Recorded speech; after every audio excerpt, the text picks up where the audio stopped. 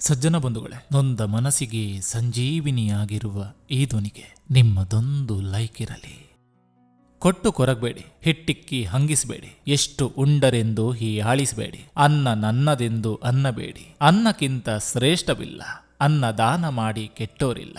ಒಂದು ಸಂಬಂಧ ಗಟ್ಟಿಯಾಗಿರ್ಬೇಕಂದ್ರೆ ಕಣ್ಣ ಮುಂದೆ ಮಾತ್ರವಲ್ಲ, ಬೆನ್ನ ಹಿಂದೆಯೂ ಪ್ರಾಮಾಣಿಕವಾಗಿರಬೇಕು. ಮನೆ ಎಷ್ಟು ದೊಡ್ಡದಿದೆ ಎನ್ನುವುದಕ್ಕಿಂತ ಮನೆಯಲ್ಲಿ ಎಷ್ಟು ಸಂತೋಷವಾಗಿದ್ದೀವಿ ಅನ್ನೋದು ಬಹಳ ಮುಖ್ಯ.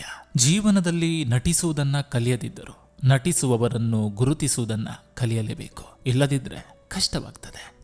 ದೂರಾದವರೆಲ್ಲ ದೂರವೇ ಉಳಿದು ಬಿಡಲಿ. ಒಡೆದ ಹಾಲು ನೈವೇದ್ಯಕ್ಕೆ ಯೋಗ್ಯವಲ್ಲ. ನಿನ್ನ ಯೋಗ್ಯತೆ ತಿಳಿದುಕೊಂಡವರ ಜೊತೆಗಿರು, ಬೆಲೆ ಕಟ್ಟುವವರ ಜೊತೆಗಲ್ಲ. ಮುಖವಾಡದ ಬದುಕು ಶಾಶ್ವತವಲ್ಲ, ನೆನಪಿರಲಿ. ಜೇನುತುಪ್ಪ ಹುಡುಕಿಕೊಂಡು ಹೊರಟವನಿಗೆ ಜೇನ್ನೊಣದ ಕುಟುಕುವಿಕೆಯ ನಿರೀಕ್ಷೆಯೂ ಇರಬೇಕು. ಹಾರಿ ಹೋಗುವ ಸಂಬಂಧಗಳನ್ನು ಹಿಡಿಯಲು ಹೋಗಬಾರ್ದು. ಕೆಟ್ಟವರಾಗಲು ಕೆಟ್ಟ ಕೆಲಸಗಳನ್ನೇ ಮಾಡಬೇಕಂದಿಲ್ಲ. ಸತ್ಯವನ್ನು ಇದ್ದ ಹಾಗೆ ಹೇಳಿದ್ರೆ ಸಾಕು, ಕೆಟ್ಟವರಾಗ್ತೇವೆ. ಸತ್ಯ ಏನು ಅಂತ ಗೊತ್ತಿದ್ದರೂ, ಅದು ಕಣ್ಣಿಗೆ ಕಾಣುತ್ತಿದ್ದರೂ ಸುಳ್ಳನ್ನು ನಂಬುವವನೇ ನಿಜವಾದ ಮೂರ್ಖ. ಇದು ಕಲಿಯುಗ ಪಾರ್ಥ. ನಂಬಿದವರೆಲ್ಲ ನಮ್ಮವರಾಗಲ್ಲ, ನಮ್ಮವರನ್ನೆಲ್ಲ ನಂಬೋದಕ್ಕೂ ಆಗಲ್ಲ. ಒಂದಿನ ನಮಗ್ ನಾವೇ ಸಾಕಾಗಿ ಹೋಗೋ ಈ ಜೀವನದಲ್ಲಿ ಬೇರೆಯವರಿಗೆ ಕೊನೆ ತನಕ ಬೇಕಾಗಿರ್ತೀವಿ ಅನ್ನೋದು ಬರೀ ಕಲ್ಪನೆಯಷ್ಟೇ. ಹುಡುಕುವಾಗ ಸಿಗಲಿಲ್ಲವೆಂದರೆ ಇದ್ದಾಗ ಅದನ್ನು ಸರಿಯಾಗಿ ನೋಡಿಕೊಂಡಿಲ್ಲ ಎಂದು ಅರ್ಥ. ಇಷ್ಟೇ ಜೀವನ. ಹಾವಿನ ಹಲ್ಲಲ್ಲಿರುವ ವಿಷಕ್ಕಿಂತ ಮನುಷ್ಯನ ಕಣ್ಣಲ್ಲಿರುವ ಅಸೂಯೆ ತುಂಬಾ ಅಪಾಯಕಾರಿ. ತೀರ ತಲುಪಿದ ಮೇಲೆ ಅಂಬಿಗ ಯಾರು? ಅಕ್ಷರ ಕಲಿತ ಮೇಲೆ ಗುರು ಯಾರು? ಶ್ರೀಮಂತಿಕೆ ಬಂದ ಮೇಲೆ ಬಡವ ಯಾರು? ಅವಶ್ಯಕತೆ ಮುಗಿದ ಮೇಲೆ ನೀನ್ಯಾರೋ ನಾನ್ಯಾರೋ? ಇದೇ ಈಗಿನ ಪ್ರಪಂಚ. ಹೆತ್ತವರ ಬಿಟ್ಟರೆ ಬೇರೆ ಯಾರ ಋಣದಲ್ಲಿಯೂ ಬದುಕಬಾರದು. ಸಮಯ ಬಂದಾಗ ಎಲ್ಲರೂ ಹೀಯಾಳಿಸುವವರೇ. ಕಟ್ಟಿಗೆ ಸುಟ್ಟಾಗ ಬೂದಿಯಾಗ್ತದೆ, ಆದ್ರೆ ಇಟ್ಟಿಗೆ ಸುಟ್ಟಾಗ ಗಟ್ಟಿಯಾಗ್ತದೆ. ಅದೇ ರೀತಿ ನಾವು ಜೀವನದಲ್ಲಿ ಕಷ್ಟಗಳನ್ನು ಎದುರಿಸಿ ಮುನ್ನುಗ್ಗಿದರೆ ಮಾತ್ರ ಸುಟ್ಟ ಇಟ್ಟಿಗೆಯಂತೆ ಗಟ್ಟಿಯಾಗ್ತೇವೆ. ಕನಸು ಮುರಿದರೆ ಮತ್ತೊಂದು ಕನಸು ಕಾಣ್ಬೋದು. ಮನಸ್ಸು ಮೂರಿದರೆ ಮತ್ತೊಂದು ಮನಸ್ಸನ್ನು ತರಲು ಆಗೋದಿಲ್ಲ. ಕರ್ಮ ಹೇಳ್ತದೆ, ಅವಸರ ಪಡಬೇಡ, ಕಾದು ನೋಡು. ಇನ್ನೊಬ್ಬರ ನೆಮ್ಮದಿ ಕದ್ದವರು ನೆಮ್ಮದಿಯಾಗಿ ಬದುಕಲು ಸಾಧ್ಯವಿಲ್ಲ. ಕರ್ಮ ಯಾರನ್ನೂ ಬಿಡಲ್ಲ. ನೆನಪಿಟ್ಕೋ, ಒಂಟಿಯಾಗಿದ್ರೂ ಪರವಾಗಿಲ್ಲ, ಆದರೆ ಸಮಯಕ್ಕೆ ತಕ್ಕಂತೆ ಬದಲಾಗುವ ಜನರ ಸಹವಾಸ ಬೇಡ. ಕೆಲವು ಸಂಬಂಧಗಳು ಹಾಗೆ, ನಾವು ಸೋಲುತ್ತಾ ಹೋದಷ್ಟು ಅವರಲ್ಲಿ ಅಹಂಕಾರ ಹೆಚ್ಚುತ್ತಾ ಹೋಗ್ತದೆ. ಅಂತವರೆದುರು ಪ್ರೀತಿಗಾಗಿ ಸೋಲುವ ಬದಲು ಸ್ವಾಭಿಮಾನಕ್ಕಾಗಿ ದೂರ ಉಳಿಯುವುದೇ ಉತ್ತಮ.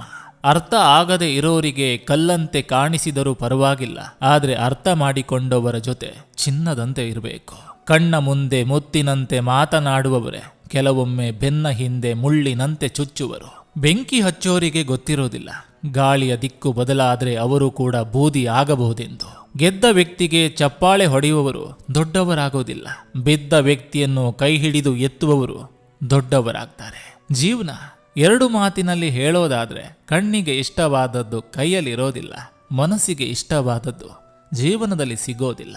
ಮನಸ್ಸೇ ಇಲ್ಲದವರ ಮುಂದೆ ಮನಸ್ಸಿನ ನೋವನ್ನು ಹೇಳಿಕೊಂಡು ಅಳುವುದಕ್ಕಿಂತ ಮೂಕನಾಗಿ ಮೌನವಾಗಿರುವುದೇ ಒಳ್ಳೆಯದು. ಜೀವನದಲ್ಲಿ ನಾಳೆಯ ಬಗ್ಗೆ ಅತಿಯಾಗಿ ಚಿಂತಿಸುವುದನ್ನ ಬಿಟ್ಟು ಬಿಡಬೇಕು. ಇಲ್ಲಿ ತನಕ ಜೊತೆಯಾಗಿದ್ದು ಕಾಪಾಡಿದ ಭಗವಂತ ನಾಳೆಯೂ ಜೊತೆ ಇರ್ತಾನೆ ಎಂಬ ನಂಬಿಕೆ ಅಚಲವಾಗಿದ್ರೆ ಸಾಕು. ಆ ನಂಬಿಕೆಯನ್ನು ಭಗವಂತ ಎಂದಿಗೂ ಸುಳ್ಳಾಗಿಸೋದಿಲ್ಲ. ಇನ್ನೊಮ್ಮೆ ಹೇಳ್ತೀನಿ ಕೇಳಿ, ನಂಬಿಕೆ ಜೀವನದ ಆಧಾರ. ಸ್ಪರ್ಧೆ ಇಲ್ಲದ ಗೆಲುವು, ಕಷ್ಟಪಡದೆ ಸಿಗುವ ಹಣ, ನಂಬಿಕೆ ಇಲ್ಲದ ಸಂಬಂಧ ಎಂದೆಂದಿಗೂ ಜೀವನದಲ್ಲಿ ತೃಪ್ತಿಯನ್ನು ಕೊಡೋದಿಲ್ಲ. ಯಾರು ಜವಾಬ್ದಾರಿ ತೆಗೆದುಕೊಳ್ಳಲು ತಯಾರಾಗಿರ್ತಾರೋ ಅವರಿಗೆ ಮಾತ್ರ ತೊಂದರೆಗಳು ಬರ್ತವೆ. ಹಾಗೆ ಜವಾಬ್ದಾರಿ ತೆಗೆದುಕೊಂಡವರು ಯಾವಾಗಲೂ ಸೋಲೋದಿಲ್ಲ, ಗೆಲ್ತಾರೆ ಮತ್ತು ಹೊಸದನ್ನ ಕಲಿತಾರೆ. ಆಸೆ ನಮ್ಮದಾದರೂ ಆಯಸ್ಸು ದೇವರದು. ಕೊಟ್ಟಾಗ ಸ್ವೀಕರಿಸಬೇಕು, ಕಿತ್ತುಕೊಂಡಾಗ ಯಾರಿಗೂ ಹೇಳದೆ ಹೋಗಬೇಕು. ಇಷ್ಟೇ ಜೀವನ.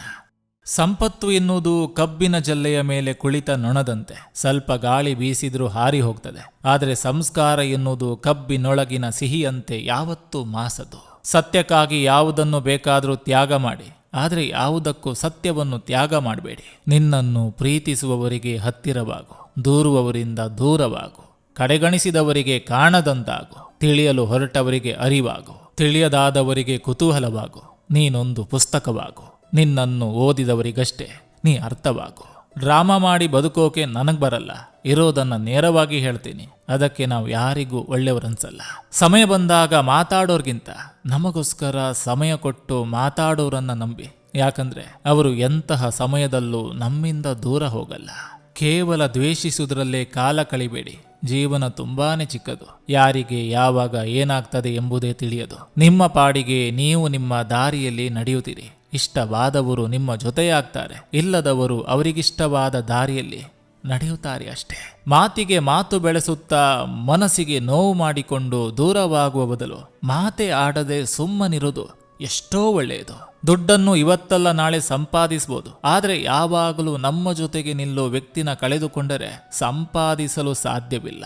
ನಿನ್ನನ್ನು ಅರ್ಥ ಮಾಡಿಕೊಳ್ಳಲು ಕೇವಲ ಇಬ್ಬರು ವ್ಯಕ್ತಿಗಳಿಂದ ಮಾತ್ರ ಸಾಧ್ಯ. ಒಬ್ಬರು ನಿನ್ನಂತೆಯೇ ಪರಿಸ್ಥಿತಿಯನ್ನು ಎದುರಿಸಿದವರು ಮತ್ತು ಇನ್ನೊಬ್ಬರು ನಿನ್ನನ್ನು ಅಪಾರವಾಗಿ ಪ್ರೀತಿಸುವವರು. ಒಡಲೊಳಗೆ 100 ನೋವುಗಳಿದ್ದರೇನು, ಮೊಗವು ಜಗವ ಬೆಳಗುವ ರವಿಯಂತೆ ಹೊಳೆಯುತ್ತಿರಬೇಕು. ಬದುಕಿನಲ್ಲಿ ಏಳು ಬೀಳು ಇದೆ ಹೊರತು ಏಳಿಸುವವರಿಲ್ಲ. ಇಲ್ಲಿ ನೀವು ಬಿದ್ದರೆ ನೀವೇ ಏಳಬೇಕು. ಬಿದ್ದ ಗಾಯದ ನೋವು ಮರೆಸುವಂತ ಹೆಜ್ಜೆ ಇಡಬೇಕು.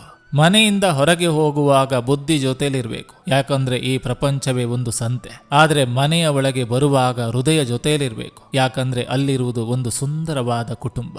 ಎಲ್ಲ ನನ್ನವರೇ ಎಂದುಕೊಂಡು ಹೋದೆ, ಆದರೆ ಕಾಲವೇ ಹೇಳಿತು ನೀನು ಹುಡುಕಿಕೊಂಡು ಹೋದವರು ಯಾರು ನಿನ್ನವರಲ್ಲ. ನಿನ್ನನ್ನು ಯಾರು ಹುಡುಕಿಕೊಂಡು ಬರ್ತಾರೋ ಅವರು ಮಾತ್ರ ನಿನ್ನವರೆಂದು. ಎಷ್ಟೇ ಗಟ್ಟಿ ಮನಸ್ಸಿದ್ದರೂ ಕೆಲವೊಮ್ಮೆ ಮನಸ್ಸಲ್ಲಿ ಇರೋ ದುಃಖವನ್ನ ತಡೆಯೋ ಶಕ್ತಿ ನಮಗಿರಲ್ಲ. ಮನುಷ್ಯ ಕಲಿತಿರುವುದು ಅತಿ ಅಲ್ಪ, ಕಲಿತು ಸಾಧಿಸಬೇಕಾದದ್ದು ಸಾಗರದಷ್ಟಿದೆ. ಬದುಕಿನಲ್ಲಿ ಪಾಂಡಿತ್ಯ ಇದ್ದರೆ ಸಾಲದು, ಇದರ ಜೊತೆಗೆ ಅತಿ ಅವಶ್ಯಕವಾಗಿ ವಿನಯ ಇರಬೇಕು.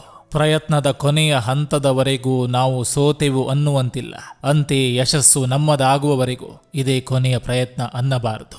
ಮರಗಳ ಮೇಲೆ ಹೂವುಗಳು ಮತ್ತು ಹಣ್ಣುಗಳು ತಮ್ಮದೇ ಆದ ಸಮಯದಲ್ಲಿ ಯಾವುದೇ ಪ್ರೇರಣೆ ಇಲ್ಲದೆ ಬೆಳೆಯುವಂತೆಯೇ ನಾವು ಮಾಡಿದ ಒಳ್ಳೆಯ ಮತ್ತು ಕೆಟ್ಟ ಕಾರ್ಯಗಳು ಜೀವನದಲ್ಲಿ ಸ್ವಯಂಚಾಲಿತವಾಗಿ ಫಲ ನೀಡ್ತವೆ. ಸಂಪಾದನೆ ಎಂದರೆ ಬರೀ ಹಣ ಮಾತ್ರ ಸಂಪಾದನೆ ಮಾಡುವುದಲ್ಲ. ನಾವು ಕಷ್ಟದಲ್ಲಿದ್ದಾಗ ಕೈ ಹಿಡಿಯುವವರನ್ನ ಸಂಪಾದಿಸಬೇಕು. ದುಃಖದಲ್ಲಿದ್ದಾಗ ನಮಗೆ ಧೈರ್ಯ ತುಂಬುವವರನ್ನ ಸಂಪಾದಿಸಬೇಕು. ಕಾಲಿಗೆ ಆದ ಗಾಯ ಹೇಗೆ ನಡೆಯಬೇಕೆಂದು ಕಲಿಸ್ತದೆ, ಮನಸ್ಸಿಗೆ ಆದ ಗಾಯ ಹೇಗೆ ಬದುಕಬೇಕೆಂದು ಕಲಿಸ್ತದೆ. ಎಲ್ರಿಗೂ ನಮಸ್ಕಾರ, ನಾನು ನಿಮ್ಮ AK ಶೆಟ್ಟಿನಡೂರು. ನೀವಿನ್ನು ನನ್ನ ಚಾನಲ್ಗೆ ಮೊದಲ ಭೇಟಿ ಕೊಟ್ಟಿದ್ರೆ ದಯವಿಟ್ಟು ಸಬ್ಸ್ಕ್ರೈಬ್ ಮಾಡಿ, ಪಕ್ಕದಲ್ಲಿರುವಂಥ ಬೆಲ್ ಬಟನ್ ಅನ್ನು ಕ್ಲಿಕ್ ಮಾಡಿ. ಈ ಸಂಚಿಕೆ ನಿಮಗೆ ಇಷ್ಟವಾಗಿದ್ರೆ ದಯವಿಟ್ಟು ಒಂದು ಲೈಕ್ ಮಾಡಿ, ಜೊತೆಗೊಂದು ಕಮೆಂಟ್ ಮಾಡಿ ಅಂತ ಹೇಳ್ತಾ ಮತ್ತೆ ಮುಂದಿನ ಸಂಚಿಕೆಯೊಂದಿಗೆ ಅತಿ ಶೀಘ್ರದಲ್ಲಿ ನಿಮ್ಮನ್ನು ಭೇಟಿ ಆಗ್ತೇನೆ. ಎಲ್ರಿಗೂ ಒಳ್ಳೆಯದಾಗಲಿ. ಎಲ್ಲ ನನ್ನ ಸಜ್ಜನ ಬಂಧುಗಳಿಗೆ ನಮಸ್ಕಾರ. ವಿಡಿಯೋಸ್ ನೋಡಿದ ಬಳಿಕ ಕಮೆಂಟ್ ಆಪ್ಷನ್ನ ಪಕ್ಕ ಒಂದು ಹೈಪ್ ಅನ್ನೋ ಬಟನ್ ಇದೆ. ಈ ಹೈಪ್ ಮೂಲಕ ನೀವು ನನಗೆ ಒಂದಿಷ್ಟು ಪಾಯಿಂಟ್ಸ್ಗಳನ್ನು ಕೊಡ್ಬೋದು. ಇದರಿಂದ ನಿಮಗೆ ₹1 ಕೂಡ ಕಟ್ಟಾಗಲ್ಲ. ಬಟ್ ಈ ವಿಡಿಯೋಸ್ಗಳು ಅಂದರೆ ನನ್ನ ವಿಡಿಯೋಸ್ಗಳು ಇನ್ನೊಂದಿಷ್ಟು ಜನರಿಗೆ ರೀಚ್ ಆಗುತ್ತೆ ಅನ್ನೋ ಒಂದು ದೃಷ್ಟಿಯಿಂದ ದಯವಿಟ್ಟು ಹೈಪ್ ಅನ್ನೋ ಬಟನ್ನಲ್ಲಿ ಕ್ಲಿಕ್ ಮಾಡಿ, ಕಮೆಂಟ್ಸ್ ಪಕ್ಕ ಇರುವಂಥ ಹೈಪ್ ಬಟನನ್ನು ಕ್ಲಿಕ್ ಮಾಡಿ ಪಾಯಿಂಟ್ಸ್ ಕೊಡಿ. ಈ ವಿಡಿಯೋಗಳು, ಈ ಸ್ಫೂರ್ತಿದಾಯಕ ಮಾತುಗಳು ಒಂದಿಷ್ಟು ಹೃದಯಗಳಿಗೆ ತಲುಪಲಿ ಅಂತ ಹೇಳ್ತಾ, ಸಜ್ಜನ ಬಂಧುಗಳೇ, ಇದು ಇಂದಿನ ಸಂಚಿಕೆ ಅಂತ ಹೇಳ್ತಾ, ಈ ಸಂಚಿಕೆ ನಿಮಗೆ ಇಷ್ಟವಾಗಿದ್ದರೆ ದಯವಿಟ್ಟು ಒಂದು ಲೈಕ್ ಮಾಡಿ, ಜೊತೆಗೊಂದು ಕಮೆಂಟ್ ಮಾಡಿ. ಮತ್ತೆ ಮುಂದಿನ ಸಂಚಿಕೆಯೊಂದಿಗೆ ಅತಿ ಶೀಘ್ರದಲ್ಲಿ ನಿಮ್ಮನ್ನು ಭೇಟಿ ಆಗ್ತೇನೆ. ನಿಮ್ಮ ಕರಾವಳಿ ವಾಟ್ಸಪ್ ಇರೋ AK ಶೆಟ್ಟಿನಡೂರು ಕಡೆಯಿಂದ ಧನ್ಯವಾದಗಳು.